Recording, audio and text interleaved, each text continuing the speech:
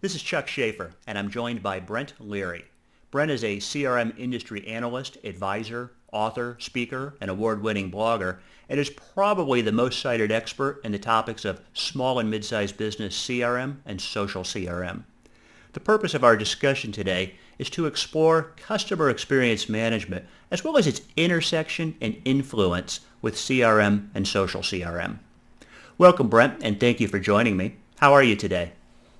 Doing good, Chuck, and thanks for having me be a part of your series here. This is great. Absolutely, thank you. Brent, you've been analyzing and advocating CRM and social CRM strategies and technologies to the small and mid-sized business industries for a long time. And the good news, as you've discovered and shared, is that with newer technologies such as social CRM, SMBs get it and are agile and are quick to take advantage.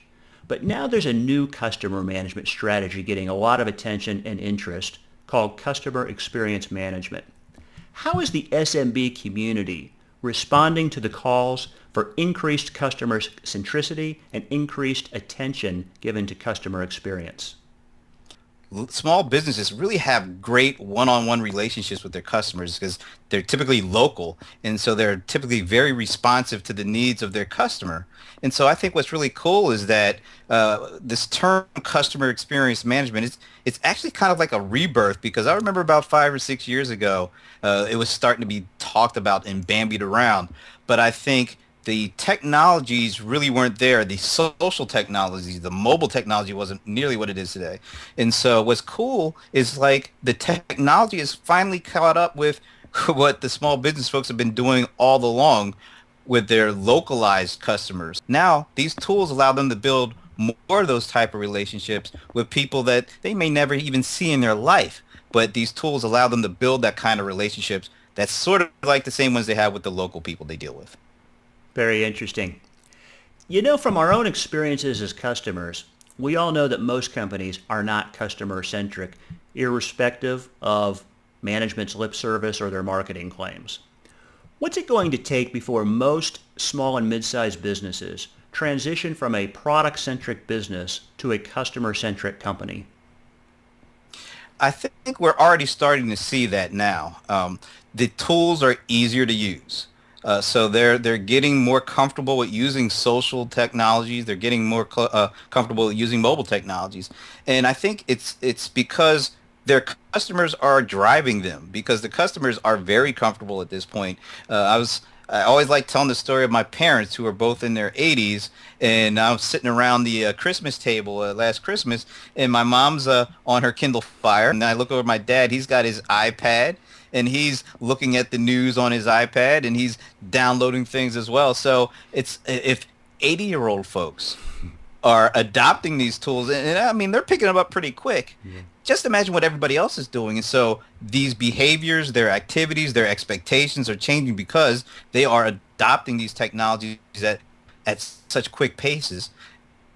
Customer or vendors who want to serve them really have to do the same. They have to try to keep up with these folks. So I think customers are driving the vendors, but I think the vendors are seeing the value of using these tools as well, because they are able to engage and have a much more intimate kind of relationship than they would using the traditional kind of tools that they've used in the past. A number of business leaders hold back on making investments into social strategies and social tools until they're able to justify those investments with a predictable payback, oftentimes in the form of a forecasted ROI. Yet forecasting an ROI can be difficult or elusive for strategies such as social CRM and customer experience, which can then put these strategies into a perpetual stall. How do you recommend social and customer advocates push forward when pressed for an ROI? Yeah, I think it's really important to look at traditional kind of ROI metrics, which you're never going to truly get completely around, because some of them are very important.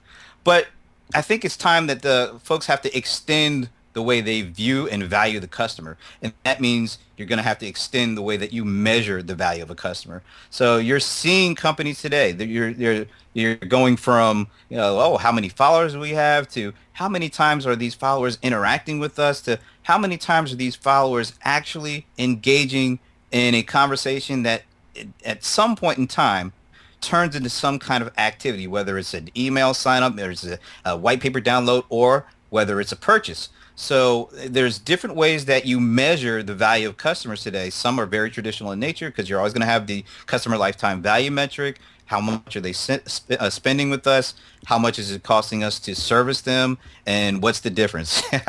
So that's always going to be there. But you also have new kind of folks who are, I would say, another kind of customer segment, who are folks who don't spend a dime with you, but if they blog about you, if they say something good about your service, that might drive a ton of business to you. How do you measure that? In a traditional sense, you really couldn't. But now with these social tools and these footprints that people are leaving, you're able to measure the impact of somebody who may not ever spend a dollar with you.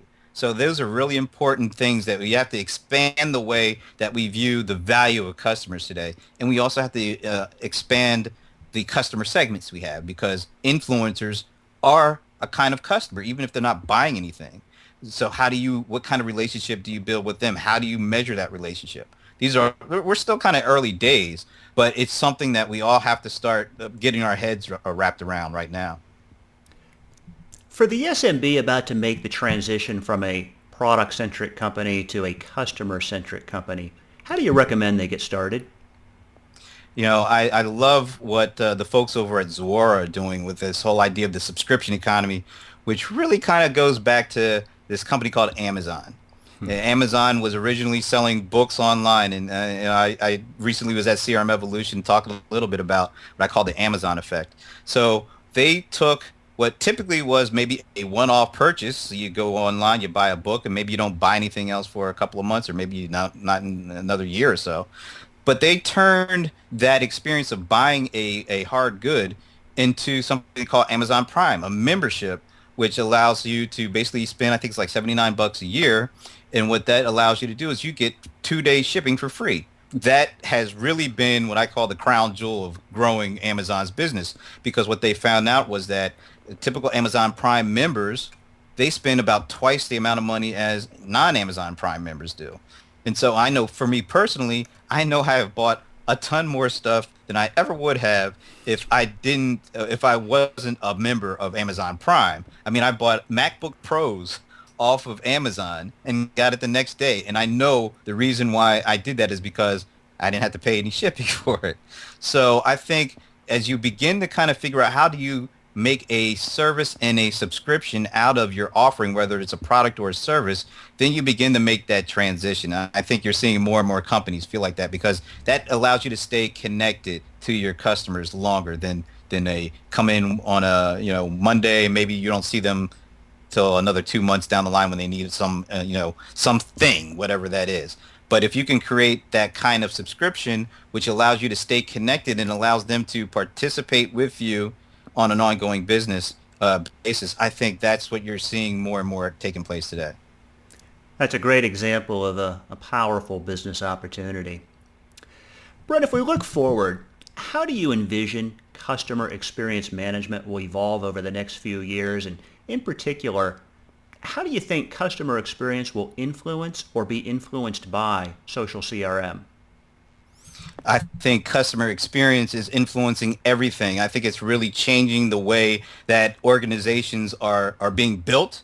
They're changing business models to actually fit the business model to the needs of the customer.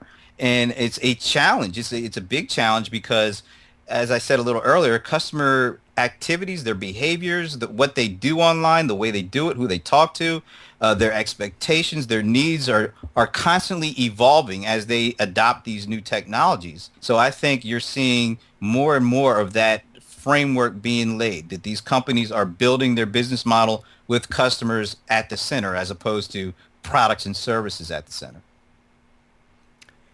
Good response. Thank you for that. And with that, I think we're at a good break point to conclude our conversation.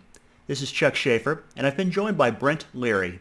Brent, your comments have been insightful and I'm sure helpful for those business leaders seriously considering customer experience. Thank you for joining me today. Thanks for having me, Chuck.